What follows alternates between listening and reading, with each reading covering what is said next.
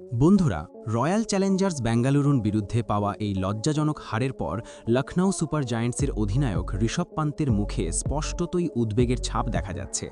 IPL থেকে ছিটকে পড়ার আশঙ্কা এখন দলটির চারপাশে ঘোরাফেরা করছে এবং এই পরিস্থিতিতে ম্যাচ শেষে ঋষভ পান্ত এমন কিছু মন্তব্য করে বসেছেন যা শুনে ক্রিকেট প্রেমীরা একেবারে হতভাগ হয়ে গেছেন। বিশেষ করে বিরাট কোহলি এবং ভুবনেশ্বর কুমারকে নিয়ে তার বক্তব্য এখন আলোচনার কেন্দ্রবিন্দুতে। শেষ পর্যন্ত কি এমন বলেছিলেন ঋষভ পান্ত? কেন তিনি সরাসরি বিরাট কোহলি এবং ভুবনেশ্বর কুমারের নাম উল্লেখ করলেন? পুরো ঘটনাটা জানার জন্য ভিডিওটি শেষ পর্যন্ত অবশ্যই দেখুন। তবে তার আগে যদি আপনিও ঋষভ পান্ত এবং বিরাট কোহলির ভক্ত হয়ে থাকেন তাহলে ভিডিওটি লাইক করতে ভুলবেন না এবং কমেন্ট করে অবশ্যই জানাবেন ঋষভ পান্ত এবং বিরাট কোহলির মধ্যে আপনার মতে কে সবচেয়ে মহান খেলোয়াড় এবং কে সবচেয়ে বেশি প্রভাবশালী অধিনায়ক।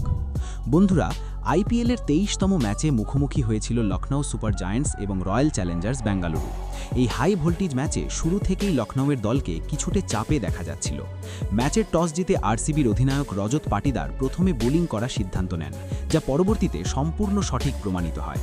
প্রথমে ব্যাট করতে নেমে লখনউ সুপার জায়ান্টসের শুরুটা মোটেও ভালো হয়নি। যদিও মিচেল মার্শ কিছুটা লড়াই করে 40 রান করেন এবং আয়ুষ বাদুনি 38 রানের একটি দায়িত্বশীল ইনিংস খেলেন, তবুও দলের বাকি ব্যাটসম্যানরা সম্পূর্ণভাবে ব্যর্থ হন। নিকোলাস পুরান, যিনি সাধারণত দলের অন্যতম ভরসা, এই ম্যাচে একেবারেই নিজের ছন্দে ছিলেন না। অধিনায়ক ঋষভ পান্ত বড় কিছু করতে পারেননি, ফলে একের পর এক উইকেট পড়তে থাকে এবং শেষ পর্যন্ত লখনউ মাত্র 146 রানেই থেমে যায়। এই স্কোর যে আরসিবির মতো শক্তিশালী দলের বিরুদ্ধে যথেষ্ট নয় তা শুরু থেকেই বোঝা যাচ্ছিল। তবে অনেকেই মনে করেছিলেন ছোট মাঠ হলেও চাপের মধ্যে এই লক্ষ্য তাড়া করা এতটা সহজ হবে না, কিন্তু বাস্তবে যা ঘটল তা ছিল একেবারেই উল্টো। টার্গেট তাড়া করতে নেমে বিরাট কোহলি এবং ফিল সল্ট শুরু থেকেই আক্রমণাত্মক মেজাজে ব্যাটিং করতে থাকেন।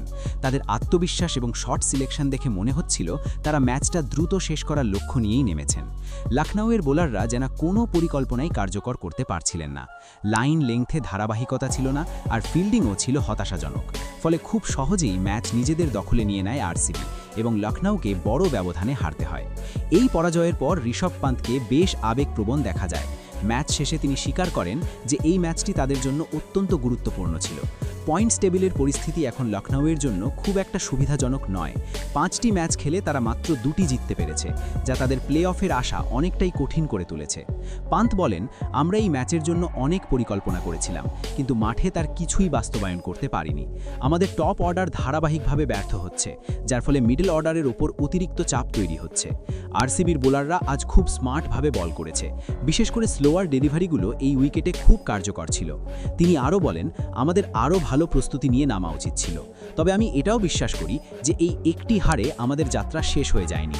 আমরা এখনও ঘুরে দাঁড়াতে পারি এবং ভবিষ্যতে আরও শক্তিশালী হয়ে ফিরব। সবচেয়ে অবাক করা বিষয় ছিল যখন পান্ত সরাসরি বিরাট কোহলি এবং ভুবনেশ্বর কুমারের নাম উল্লেখ করে বলেন, আজকের ম্যাচের পর আমরা তাদের ভুলব না, কারণ তাদের পারফরমেন্সই ম্যাচের গতিপথ বদলে দিয়েছে। এই মন্তব্য থেকেই বোঝা যায় তিনি কতটা হতাশ এবং একই সঙ্গে প্রতিপক্ষের পারফরমেন্সে কতটা প্রভাবিত হয়েছেন। এই ম্যাচে ভুবনেশ্বর কুমার দারুণ বোলিং করে 3টি গুরুত্বপূর্ণ উইকেট নেন এবং রাসিক সালাম 4টি উইকেট তুলে নিয়ে লখনউয়ের ব্যাটিং লাইন আপকে পুরোপুরি ভেঙে দেন। তাদের এই দুর্দান্ত পারফরমেন্সই মূলত লখনউয়ের হার নিশ্চিত করে। এখন প্রশ্ন হলো, ঋষভ পন্ত যেভাবে বিরাট কোহলি এবং তার দলের প্রশংসা করলেন তা কি প্রমাণ করে যে আরসিবি এই মুহূর্তে অসাধারণ ফর্মে রয়েছে? আর আপনার মতে ঋষভ পন্ত এবং বিরাট কোহলির মধ্যে কে মহান খেলোয়াড় এবং কে বেশি প্রভাবশালী অধিনায়ক? আপনার মতামত অবশ্যই কমেন্ট করে জানাতে ভুলবেন না। ভিডিওটি ভালো লাগলে অবশ্যই লাইক করুন এবং এমন আরও ইন্টারেস্টিং ভিডিও পেতে চ্যানেলটি সাবস্ক্রাইব করতে ভুলবেন না। ধন্যবাদ সকলকে।